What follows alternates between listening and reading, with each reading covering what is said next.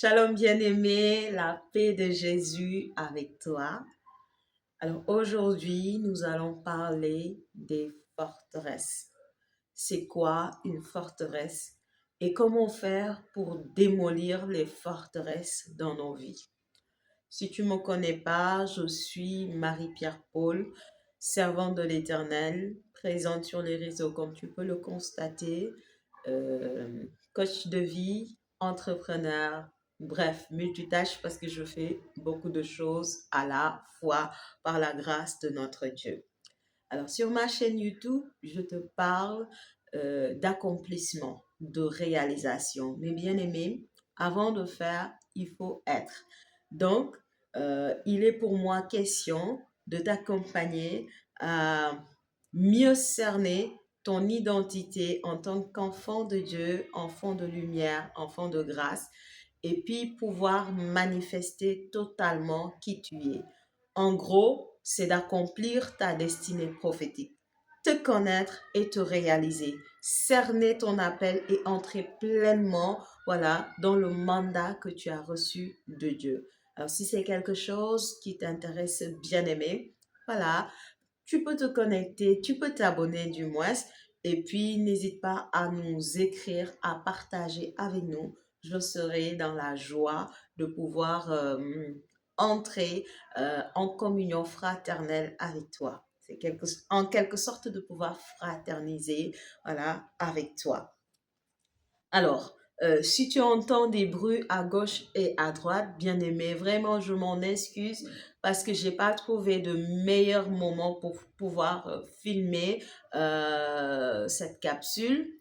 Je prie en tout cas que le Seigneur puisse te toucher et que le Seigneur nous fasse grâce, qu'il n'y ait pas assez de bruit, sinon que le Saint-Esprit puisse captiver ton attention, en tout cas si tu demeures jusqu'à la fin, sur les messages que nous sommes en train de dire et ne pas être distrait par tous les bruits qu'il y a autour. Que le Seigneur te bénisse, bien-aimé. Alors, c'est quoi la forteresse et comment faire pour démolir une forteresse? Bien aimé, lorsqu'on est en train de parler de forteresse, on parle d'une mentalité. On parle de système de pensée que l'ennemi a érigé dans notre vie. Voyez-vous, la Bible nous parle de l'homme fort, qui est un esprit qui vient dans notre vie et qui nous maintient en esclavage. Alors, l'esprit fort, qu'est-ce qui le rend fort? Qu'est-ce qui rend fort son emprise dans notre vie? C'est-à-dire, lorsqu'il vient, il ne se limite pas à nous oppresser seulement, il ne se limite pas à nous maintenir en esclavage, mais il va installer en nous un système de pensée, une mentalité, une manière de voir la vie, une manière d'analyser la vie qui va renforcer son emprise dans notre vie. Et cette manière de réfléchir, j'ai envie de dire, ce système de pensée va créer en nous des croyances, puis ensuite un comportement, une attitude.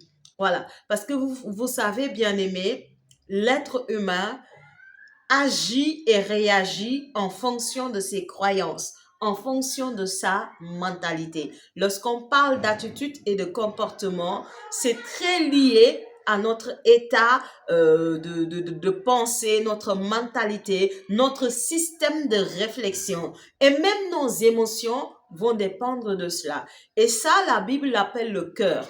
Quand Jésus nous parle de cœur, de purifier notre cœur, c'est en quelque sorte d'avoir une transformation de mentalité afin que notre manière de penser et de raisonner soit conforme à ce que nous enseigne la Bible et que nous ayons des émotions, des volontés conformes à ce que Dieu nous demande de faire dans sa parole.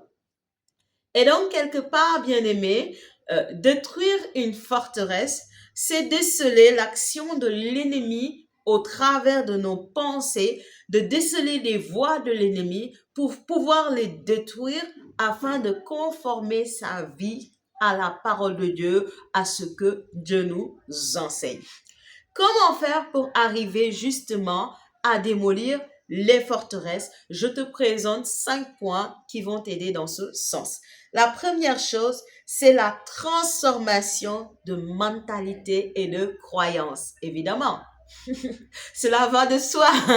Cela va de soi. Parce que lorsqu'on parle, bien aimé, de forteresse, on parle de croyance, on parle de mentalité, on parle de système de pensée. Et la Bible nous dit que ceux qui ont reçu Jésus-Christ de Nazareth, ceux qui sont nés de nouveau, ils ne sont plus les mêmes. Ils sont devenus de nouvelles créatures. Les choses anciennes sont passées et de nouvelles choses arrivent. Et la Bible nous dit de nous laisser transformer.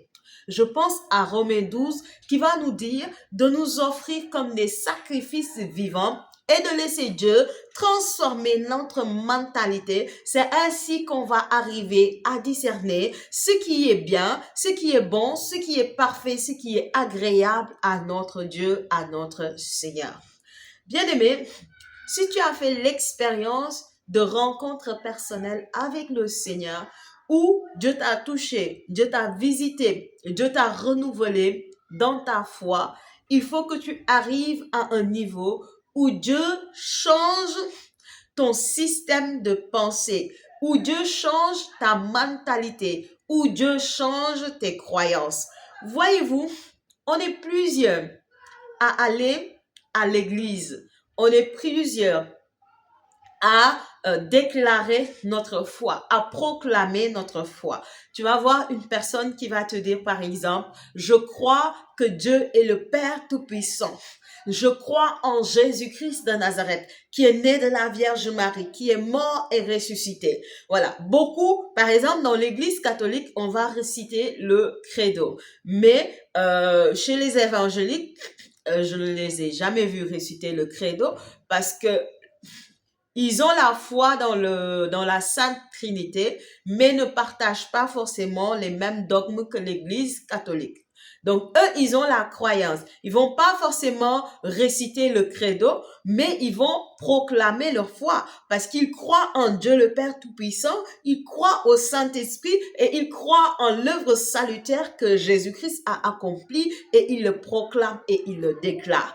Et toutes ces choses-là, c'est très bien, bien aimé. C'est très bien de marcher avec Dieu, de proclamer, mais plusieurs proclament, mais leur vie n'est pas conforme à ce que dit la parole. La parole de Dieu va nous dire, c'est dans Jacques si je ne me trompe, hein, montre-moi tes œuvres et je te dirai quelle est la foi. Parce que bien aimé, la foi dont Dieu nous demande d'avoir, la Bible dit que sans la foi, nul ne peut plaire à Dieu. Mais la foi qu'on nous demande d'avoir, ce n'est pas une foi qui se limite sur la bouche seulement. C'est-à-dire les gens qui disent, je crois que Jésus est mort sur la croix afin de nous sauver. Mais dans ta vie de tous les jours, tu vas consulter les marabouts. Bien aimé, c'est que dans le fond, tu ne crois pas.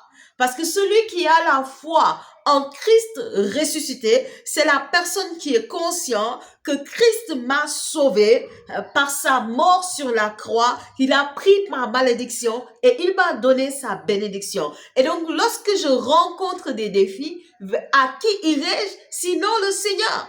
Puisque lui, il m'a sauvé. Il a pris ma malédiction, il m'a donné sa bénédiction. Et donc, quand je suis dans des difficultés, je pars à Jésus et je crie vers lui et il se manifeste à moi. Mais qu'est-ce qui me permet de pouvoir avoir cette attitude? C'est parce que je connais la parole de Dieu.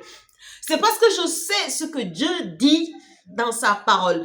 Et je suis conscient de ce en quoi je crois. Parce que plusieurs personnes, ils récitent seulement, ils récitent, je crois, je crois, je crois. Tu es né dans une famille chrétienne, tu as vu les gens pratiquer la foi chrétienne, donc tu pratiques. Mais en vrai, tu es en train de faire une culture, une tradition, mais tu ne comprends rien dans ce que tu fais. Tu n'as pas la conscience de ce que tu fais, tu n'es pas enseigné. Bien aimé, ça, c'est pas la foi. C'est peut-être une croyance, mais c'est pas la foi dont nous parle la parole de Dieu. La foi dont la Bible nous enseigne, c'est une foi authentique que l'on vit au quotidien de notre vie. Si tu dis que tu crois en Dieu, si tu dis que tu as donné ta vie à Christ, à Jésus, tu dois avoir une transformation de mentalité. Tu dois avoir une transformation de croyance. Peut-être que hier, tu croyais en des marabouts. Aujourd'hui, tu ne crois plus en ça. Peut-être que hier, tu croyais en des œuvres de superstition. Aujourd'hui, tu crois plus en ces choses-là. Peut-être que hier, tu croyais en des personnes qui disaient « Attention, telle chose va arriver ». Mais aujourd'hui, tu ne te laisses plus emporter par cela. Pourquoi? Parce que tu as une transformation de mentalité et de croyance. Et c'est au contact de cette parole, de la parole de Dieu, que tu vas avoir cette transformation de mentalité. Voilà pourquoi il est bon pour un croyant d'avoir toujours des temps de méditation de la parole. Tu ne peux pas être enfant de Dieu sans avoir un temps où tu entres dans la prière et que tu ouvres la Bible et que tu laisses Dieu t'enseigner par la parole. Bien-aimé, c'est très important. Si je te dis, reste 3 jours sans manger, bien-aimé, je suis sûre que tu auras du mal à le faire. Bon, il y en a qui arrivent à jeûner 3 jours, hein, voire plus.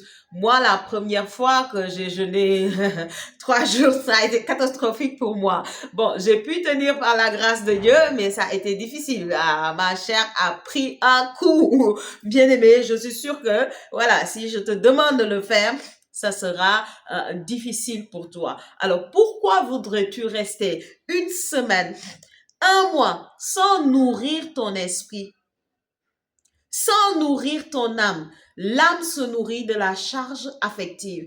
Et c'est Dieu qui nous comble d'abord d'amour avant qui que ce soit. Et donc, chaque fois que tu entres en prière, ton esprit est nourri, mais l'âme aussi est nourrie. Parce que Dieu te visite et te manifeste son amour. Et lorsqu'il te manifeste son amour, il vient combler ton âme. Il vient restaurer ton âme. Il vient guérir ton âme. Il vient rétablir ton âme. Mais sa parole vient nourrir ton esprit. Et ça fait que ton esprit est nourri, ton âme est nourrie et Dieu va t'envoyer ce qu'on appelle la nourriture quotidienne qui va venir également nourrir ton corps. Mais bien aimé, nous sommes là à être centrés, focus sur le corps, oubliant l'esprit et l'âme. Alors, c'est important, bien aimé, que tu apprennes à avoir un temps de prière et que tu apprennes à avoir un temps de méditation de la parole où tu apprends à rester assis dans la présence de Dieu, à invoquer le Saint-Esprit et à lui demander, viens m'éclairer, viens m'enseigner la parole, viens me conduire. Et au fur et à mesure, tu vas méditer la parole, ce que tu médites va venir transformer ta manière de penser. Parce que dès l'instant où tu médites la parole, c'est que tu acceptes que la parole est la vérité. C'est que tu accueilles la parole et que tu conformes ta vie à la parole. Et donc, il se produit ce qu'on appelle une transformation de mentalité, de croyance. Peut-être il y a des choses que tu faisais que la Bible interdit, mais tu n'es pas conscient de cela. Tu n'étais pas conscient de cela parce que tu ne méditais pas. Mais parce que tu vas commencer à méditer la parole, tu vas savoir ce que Dieu dit dans la parole et donc tu ne vas plus te conformer au monde, au siècle présent, comme Saint Paul le dit dans Romains 12. Alors bien aimé, ça, c'est très important. Lorsqu'on veut détruire les forteresses, la première chose à faire, c'est d'avoir un temps de méditation de la parole de Dieu où on laisse le Saint-Esprit œuvrer en nous pour transformer notre système de pensée, notre mentalité, notre mindset, notre croyance ou non-croyance, parce qu'on a souvent plusieurs croyances. La deuxième chose, qui n'est pas la deuxième clé, mais qui appuie un peu la première clé, le premier point, c'est d'écouter des temps d'enseignement. Parce que bien aimé, en toute chose, il y a des personnes qui nous ont devancés, des personnes qui ont de l'expérience dans le domaine ou dans le milieu et qui pourraient nous aider à mieux comprendre le milieu. En tout cas, une personne qui veut avancer seule dans quelque chose, c'est une personne qui risque de commettre beaucoup d'erreurs et de prendre trop de temps à évoluer. Mais si tu sais apprendre de ceux qui t'ont devancé, de ceux qui maîtrisent, de ceux qui ont de l'expérience dans le domaine, tu gagnes du temps. Tu gagnes du temps. Et c'est pourquoi c'est important, bien aimé, d'aller écouter des gens qui nous ont devancés dans la marche avec le Seigneur, qui sont nos aînés dans la foi, qui ont eu à expérimenter Dieu, qui ont eu à entendre Dieu les parler et qui ont développé une certaine maturité dans la marche avec le Seigneur. Écouter ces enseignements va te permettre de mieux comprendre les passages que toi, tu ne comprends pas forcément dans ta méditation quotidienne. Parce que tu peux lire la parole de Dieu sans forcément comprendre. On va voir la parole de Dieu dans Actes, je ne sais plus dans quel chapitre, hein. L'on nous parle de Philippe qui va trouver un eunuque qui était en train de lire la parole et Philippe va venir l'enseigner, l'aider à comprendre toute la parole et il sera baptisé, il va donner sa vie à Jésus. C'est un peu le même principe. Tu commences d'abord à méditer, mais dans ta méditation, il peut y avoir plusieurs passages qui peuvent être flous pour toi. Pourquoi? Parce que tu n'es pas encore assez mature dans ta foi. Mais il y a des personnes qui t'ont devancé dans cette marche et qui ont une certaine maturité, qui ont une certaine sensibilité au Saint-Esprit, qui savent discerner la voix de Dieu, qui savent écouter la voix de Dieu, qui ont une communion profonde avec le Saint-Esprit, qui ont une union mystique avec le Christ Jésus et ce sont des personnes qui pourront t'aider à mieux comprendre la parole. Et donc, lorsque tu identifies des personnes qui te bénissent au travers de leur partage, par exemple, moi, actuellement, je suis en train de te parler sur YouTube. Beaucoup de personnes vont suivre cela. Ça va les éclairer sur certains points. Moi, par exemple, cette année, j'ai fêté mes 15 ans de marche avec le Seigneur. Quelqu'un qui vient de donner sa vie à Jésus, j'ai une certaine longueur d'avance par rapport à cette personne parce que moi, j'ai appris de mes devanciers et aujourd'hui, j'ai des acquis. Il y a des choses que j'ai expérimentées avec le Seigneur. Il y a des choses que j'ai validées avec le Seigneur de par mes 15 ans de marche. Ce ne sont pas mes prouesses, mais c'est la fidélité dans la marche avec le Seigneur. On fait des erreurs et on apprend de nos erreurs et on laisse le Seigneur nous former au travers de l'épreuve, au travers de notre quotidien. Maintenant, quelqu'un qui vient de naître de nouveau, forcément n'aura pas tous les acquis que moi j'ai. Et donc, ce sera une personne qui pourra apprendre de mon expérience au travers des paroles que je partage. Voilà pourquoi je suis présente sur YouTube afin de pouvoir bénir des personnes. Et bien aimé, je suis pas la seule à le faire. Il y a plusieurs personnes qui, mandatées par le Seigneur, se lèvent comme ça et enseignent les autres, conduisent des autres selon l'appel qu'ils ont reçu le Seigneur. Alors, dès que tu sens qu'une personne te bénit au travers de ses partages, au travers de ses enseignements, bien aimé, il faut être fidèle et continuer à écouter ses enseignements pour laisser le Seigneur te parler, pour laisser le Seigneur t'instruire, pour laisser le Seigneur te montrer des choses au travers de l'expérience de cette personne. Ça te permettra de gagner du temps dans ta marche avec le Seigneur. Deuxième clé, la deuxième clé, c'est de sortir des limitations et des prisons mentales. Oui, parce qu'en vrai, les forteresses nous maintiennent dans des prisons, dans des limitations. Je donne un exemple tiré de ma vie. Moi, le Seigneur m'avait appelé à chanter son nom.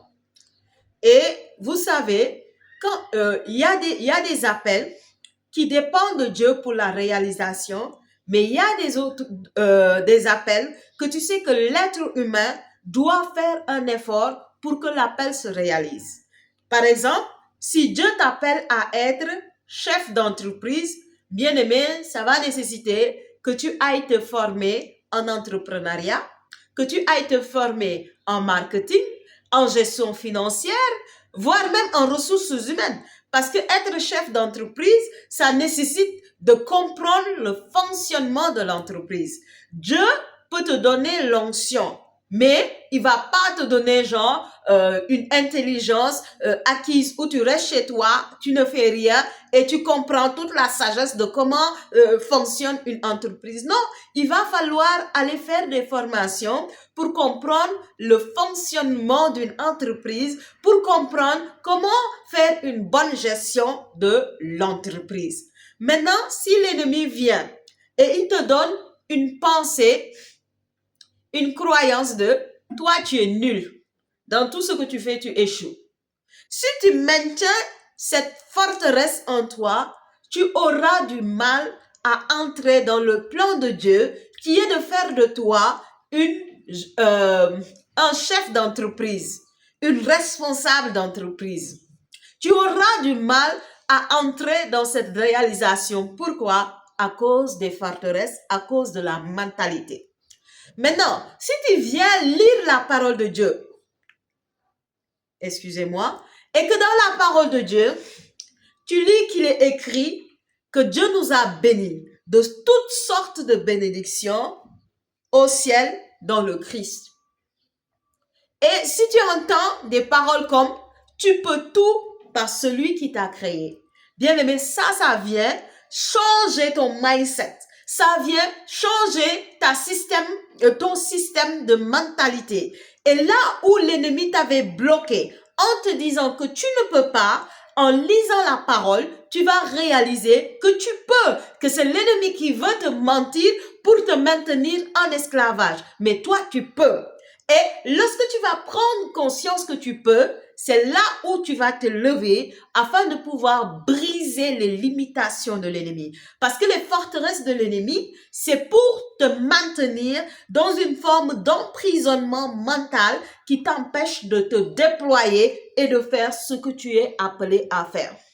Peut-être que le Seigneur t'appelle à prêcher, mais depuis que tu es petit, on t'a dit que tu parles mal. Et donc, toi, tu as retenu ça et dans ton système de pensée, tu te dis que moi, je ne sais pas parler. Et aussi longtemps que tu te dis que je ne sais pas parler, tu t'empêches de faire ce que Dieu te demande parce que tu te dis que je ne peux pas. Et c'était mon cas. Le Seigneur m'avait appelé pour chanter.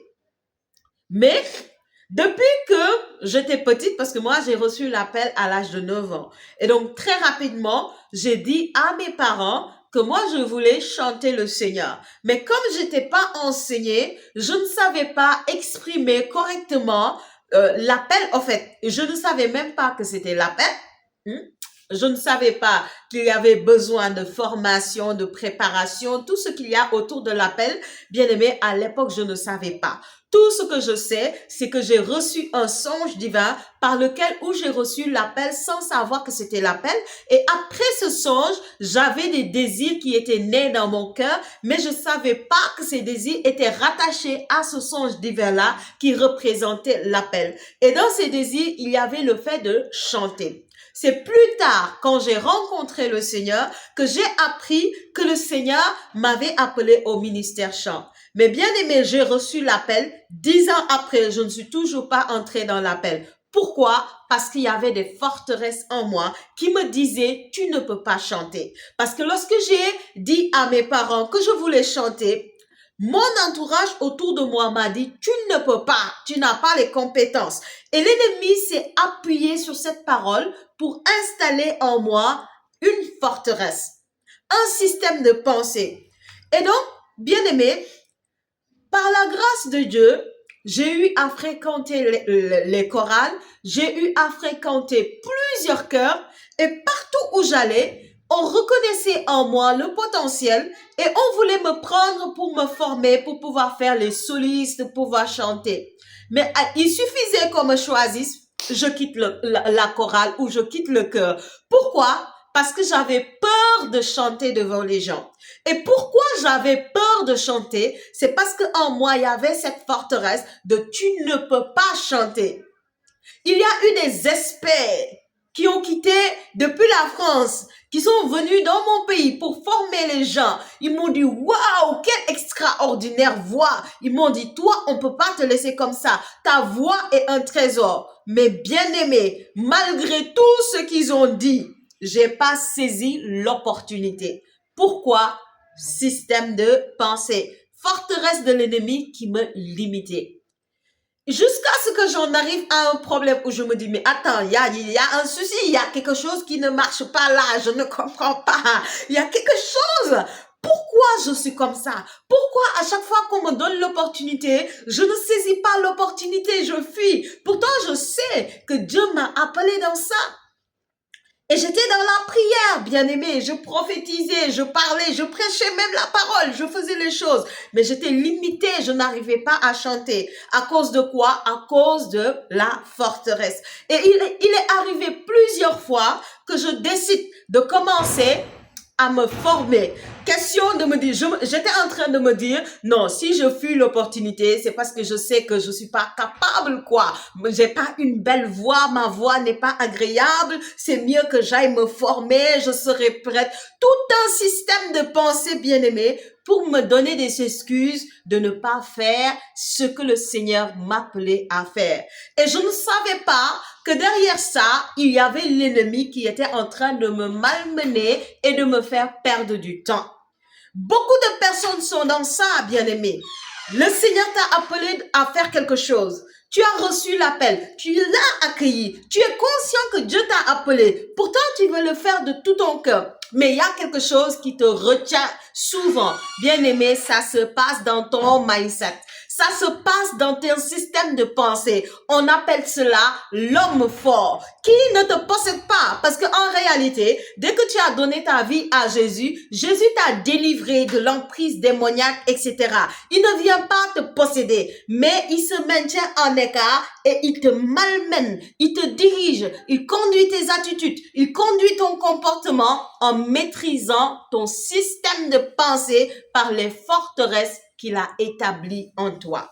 Mais bien aimé, dès que tu es conscient de cela, c'est là que tu vas refuser que l'ennemi ait emprise sur toi. Et c'est là que tu vas accepter une transformation de mentalité, renouvellement d'intelligence. Et donc, tu vas te lever et tu vas briser toute forme de limitation et toute forme de prison mentale où l'ennemi t'enferme. Parce que en réalité, la bénédiction est accessible. La grâce de Dieu est accessible. À chaque fois que tu pries Dieu te donne sa grâce. Dieu te favorise. Mais qu'est-ce qui t'empêche de faire le pas?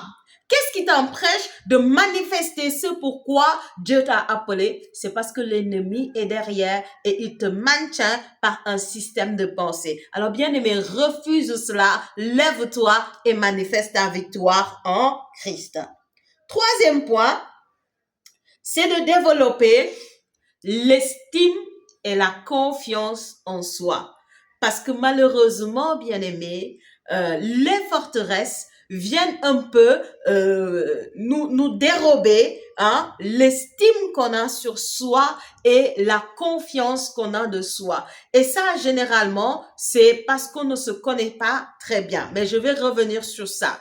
Bien aimé, il faudrait que tu te rendes compte que pour entrer dans le plan de Dieu, il faudrait que tu aies assez d'estime de toi-même, assez de confiance en toi, que tu apprennes à mieux te connaître, que tu apprennes à mieux t'aimer, que tu apprennes à mieux t'estimer, à mieux te valoriser et à te faire confiance. Bien aimé, si Dieu t'a choisi, c'est qu'il t'a équipé. Et donc, tu peux te faire confiance parce que Dieu te fait confiance.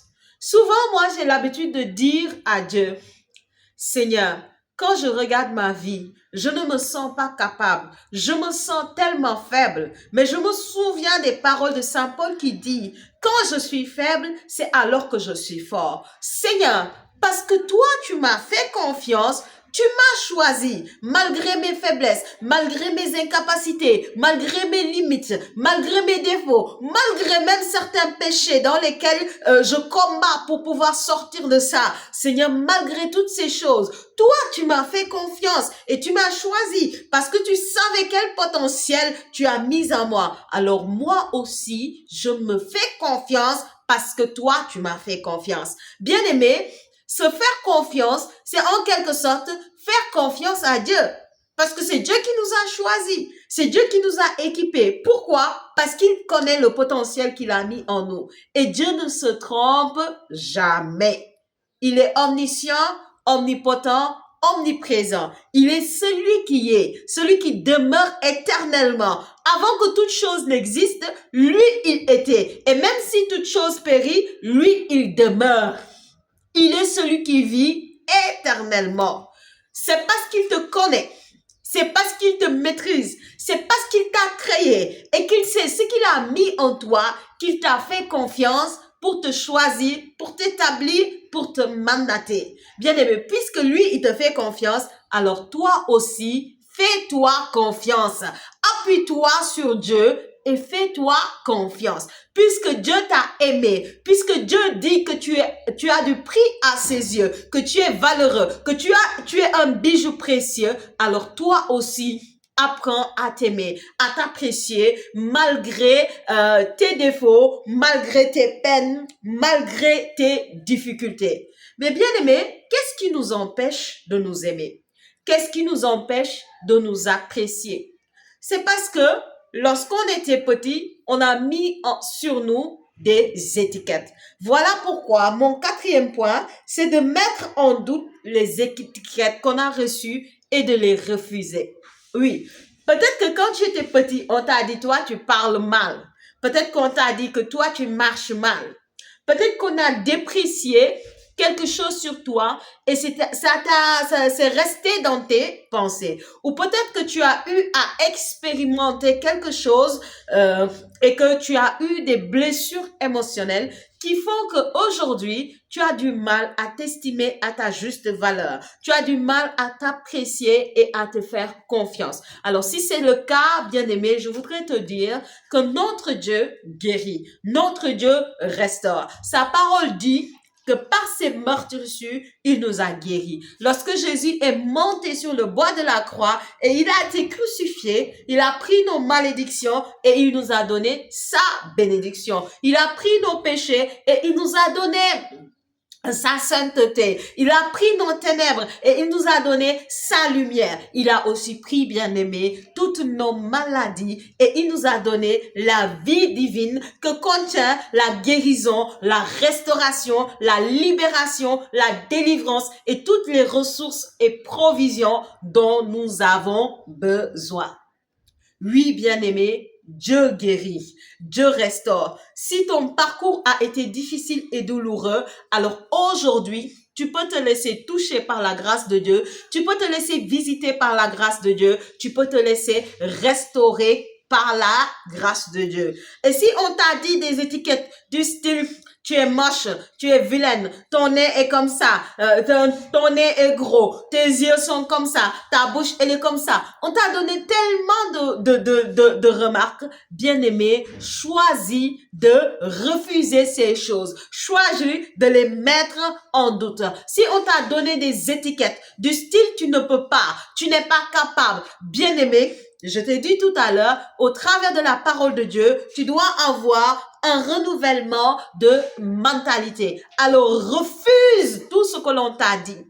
Tout ce que l'on t'a dit qui vient te limiter, qui vient t'empêcher d'entrer dans le plan de Dieu, refuse ces choses. Refuse les étiquettes, tout ce qu'on t'a attribué et que tu trouves que ça te met mal à l'aise et que ça t'empêche de t'aimer et de t'estimer à ta juste valeur, bien-aimé, refuse cela au nom de Jésus. Parce que lorsque Dieu t'a créé, il a dit que tu es une créature merveilleuse et il t'a créé en fonction de l'œuvre que tu es appelé à faire. Alors, tu n'as pas à être complexé de qui tu es. Tu n'as même pas à être complexé de tes faiblesses parce que Dieu cache des forces dans des choses faibles.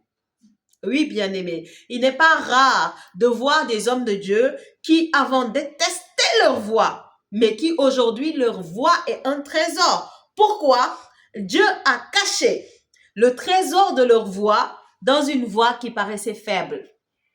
Mhm, mhm. Tu peux voir quelque chose qui est dans ta vie et considérer cela comme quelque chose qui te rabaisse, comme quelque chose qui te fait honte, comme quelque chose qui paraît être une faiblesse. Et pourtant, derrière cette faiblesse apparente, Dieu est en train de cacher une grande force, une grande puissance, un grand trésor. C'est pourquoi la parole de Dieu nous dit, la gloire de Dieu, c'est de cacher les choses et l'honneur des rois, c'est de sonder les choses que Dieu a cachées. Parce que lorsque tu arrives à trouver les trésors que Dieu a cachés dans tes faiblesses, bien aimé, automatiquement, tu règnes. Automatiquement, tu domines. Automatiquement, tu influences. Automatiquement, tu rayonnes. Automatiquement, tu brilles. Oui, Dieu cache ses trésors dans des choses qui paraissent faibles. À toi de les découvrir. Donc, c'est ce qui fait mon 5e point. Aller à la découverte, bien-aimé, de soi. Aller à la découverte de ta personne. Aller à la découverte de ton identité et de ta mission de vie. Oui, parce que plusieurs parmi nous, nous marchons avec le Seigneur, mais en vrai, nous ne connaissons pas notre identité. Bien-aimé, est-ce que tu sais qui Dieu dit que tu es? Est-ce que tu connais ton identité spirituelle? Est-ce que tu sais comment le ciel t'appelle? Est-ce que tu sais quelle est ta mission? Parce que la mission est reliée à l'identité. Le médecin, c'est parce qu'il est médecin qu'il va soigner des malades. Le sapeur-pompier, c'est parce qu'il est sapeur-pompier qu'il va aller secourir. Donc, ce que tu fais dépend de qui tu es. Et dans le ciel, la mission qu'on te donne, c'est rattaché à ton identité spirituelle. Alors, est-ce que tu sais qui tu es? Je suis sûre, bien-aimé, que si tu prends le temps de découvrir ton identité en Christ, de découvrir qui tu es, forcément, tu vas gagner en estime et en confiance en soi. C'est mon cas, c'est mon témoignage. Dès que le Seigneur a ouvert mes yeux et m'a permis de connaître quelle est mon identité, quelle est ma nature divine, ma personnalité divine, ce que Dieu dit que je suis, automatiquement, j'ai gagné en estime de soi. J'ai gagné en confiance en soi. Et je me suis dit, mais mes défauts ne sont rien. Dieu va les transformer. C'est pas pour être fataliste et pour dire, je vais continuer dans les défauts. Non, avec le Seigneur, on part de gloire en gloire. Chaque jour, on s'améliore. Chaque jour, la grâce de Dieu nous transforme. Mais dès l'instant où j'ai découvert qui suis-je en Christ? Bien-aimé, ma mentalité a changé. Mon raisonnement a changé. Et j'ai gagné en estime de soi. J'ai commencé à apprécier ma vie. J'ai commencé à aimer qui je suis. Et je me suis dit, mais attends, j'ai perdu beaucoup de temps. L'ennemi m'a blagué sur plusieurs choses. Mais aujourd'hui, la lumière arrive. La lumière entre. Il ne va plus me blaguer parce que je sais qui je suis. Comme le dit la chanson. Je sais qui je suis en Christ. Ce qui dit que j'ai. Bien-aimé, tu dois savoir qui tu es en Christ, qui Dieu dit que tu es, ce que tu as en Christ, ce que tu as en possession. Parce que Dieu est capable de faire tout ce qu'il te promet. Tout ce qu'il t'a promis doit s'accomplir. Maintenant, il y a des promesses que lui, il veille sur ça pour l'accomplir, mais il y a d'autres promesses. C'est à toi de te lever, de poser les actions qu'il faut, d'avoir l'attitude qu'il faut pour que la promesse s'accomplisse. Parce qu'on ne monte pas sur une montagne en accident. On peut tomber par accident, mais on ne monte pas en accident. C'est à toi de gravir. C'est à toi de gravir. C'est pourquoi Saint Paul va dire à son fils Timothée, prends ta part de souffrance dans l'œuvre de l'évangélisation. On pourrait se dire il s'agit de l'évangélisation, mais l'évangélisation, c'est un appel, bien-aimé. C'est un appel et ça nécessite pour entrer dans le plan de Dieu, dans l'appel de Dieu, de prendre ta part de souffrance.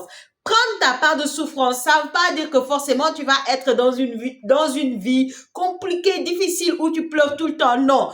Prendre ta part de souffrance, ça veut dire sors du confort. Une personne qui est dans le confort, c'est une personne qui est paresseuse, qui ne fait rien. Mais quand on dit prends ta part de souffrance, ça veut dire lève-toi, mets-toi en mouvement, travaille. Parce que le fait de travailler, c'est de l'effort, hein. Travaille. Peut-être que toi, tu aimes une vie de tranquillité, où tu es à l'aise, où tout se passe bien. Mais non, Dieu te demande de te lever, d'aller te former, de faire des efforts, des fois de te priver de sommeil pour apprendre des choses, pour te former sur telle chose. Par exemple, une personne qui est appelée à être chef d'entreprise, tu vas pas te contenter de rester chez toi dans une vie d'oisiveté, de paresse ou de je ne sais quoi. Il faut que tu te lèves, que tu fasses des efforts. Des fois, tu vas faire face à des défis, à des challenges, mais tu vas devoir les relever par la grâce de Dieu. C'est ça aussi, prendre sa part de souffrance. Jésus va dire, celui qui veut marcher à ma suite, qu'il renonce à lui-même, qu'il se charge de sa croix et qu'il marche à ma suite, qu'il me suive. Bien aimé, lorsque Jésus parle de ça, automatiquement, on va voir les épreuves, les difficultés. Oui, c'est vrai, il s'agit d'épreuves, il s'agit de difficultés. Mais des fois, ça veut tout simplement dire de sortir de ta zone de confort. Parce que sortir de sa zone de confort, c'est pas facile. C'est pas facile. Moi, quand j'ai voulu commencer la chaîne YouTube et tout ce que je faisais sur les réseaux sociaux, au début, je ne comprenais pas les réseaux sociaux. Combien de fois je me suis entêtée, combien de fois j'ai voulu, lâcher, abandonner. Bon, je savais que je n'allais jamais abandonner, hein, parce que ça, c'est mon deal avec Jésus. Même quand c'est difficile, on n'abandonne jamais. On passe jusqu'au bout. Mais ça te tente, en fait. L'envie est là. Tu as envie de tout lâcher. Pourquoi? Parce que c'est difficile. Parce que c'est difficile. Et pourquoi c'est difficile? Parce que c'est nouveau pour toi. Parce que tu ne comprends pas les choses. C'est comme aller se rendre quelque part où on ne s'est jamais rendu. Donc, on nous a juste donné, je sais pas, des indications. Si on n'a pas de GPS, bien aimé, on peut se perdre. On peut passer du temps à tourner en rond. Pourquoi? Parce qu'on ne connaît pas le chemin. Si on avait quelqu'un qui nous indique, ça allait être plus facile. Mais si c'est nous seuls, on peut tourner en rond. C'est pourquoi je disais tout à l'heure de l'utilité d'écouter des gens qui nous ont devancés dans un domaine pour nous faire gagner du temps. Bien aimé, quand j'ai commencé sur les réseaux sociaux, au début, je tournais en rond, mais c'était difficile parce que je n'arrivais pas à comprendre le fonctionnement des algorithmes, comment ça marche, la différence avec YouTube et Facebook, la différence avec Instagram. Au début, Instagram, mais je me suis entêtée parce que je voulais faire des formats vidéo sur Instagram. Or, Instagram, c'est pas une plateforme pour ça. Ça ne nous permet pas de pouvoir faire ça. Et moi, je voulais m'entêter à faire ça sur Instagram. Mais ça ne marchait pas. Il a fallu que j'aille me former auprès des gens qui m'ont devancé sur les réseaux sociaux pour que moi aussi je puisse comprendre un minimum et pouvoir être à l'aise de pouvoir faire ces capsules tout simplement. Tu vois, pour te dire bien aimé, des fois la promesse, ça nécessite que toi-même, que tu te lèves, que tu fasses des efforts, que tu poses des actions. Et c'est ça que la Bible va dire. Quelle est tes œuvres et je te dirai quelle est ta foi. Donc, si tu crois en Dieu, tu dois te lever et poser des actions. Mais ces actions-là, ça sera pas genre la facilité parce que Dieu est avec toi, il y aura la facilité, tout va se passer à merveille. Non, ce que les hommes expérimentent en travaillant, tu vas l'expérimenter. La souffrance que les gens expriment, bon, quand on dit souffrance, c'est exagéré, mais les difficultés que les gens expérimentent, rencontrent dans le travail, toi, tu vas goûter à ça, tu vas le rencontrer. Tu vas rencontrer toutes ces choses, mais au nom de Jésus, tu renonces à toi-même, tu renonces à ton confort personnel, tu renonces à ton plaisir personnel et tu portes ta croix. et tu marches derrière le Christ.